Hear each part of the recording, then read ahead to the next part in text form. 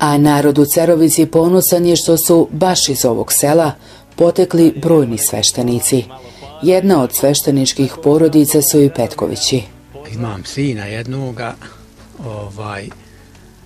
on je završio duhovnu akademiju, njega sam oškolovao, njegovom voljom on je sam izrazio da bude sveštenik i tako smo odlučili, ja i supruga moja, upisali smo ga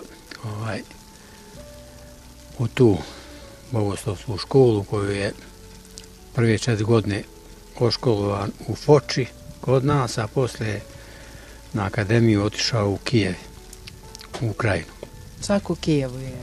Tamo je bio 4 godine, završio i po povratku je ovdje bio jedno vrijeme normalno koji obično ne može se dobiti odmah posao. Radio je jedno vrijeme kao vjeroučitelj,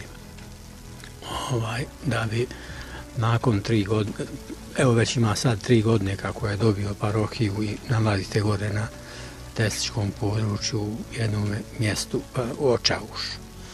Jeste ponosni što ste othranili dijete koje je na kraju postalo i sveštenik? Pa svakako, to je za mene velika stvar i ponosan sam zbog toga i veoma mi je drago što je on danas sveštenik i što je odabrao takav poziv. Evo, ali to možda i ne čudi, s obzirom da ste i vi, kažete, cijeli svoj život nekako pri crkvi, u crkvenom ste odboru.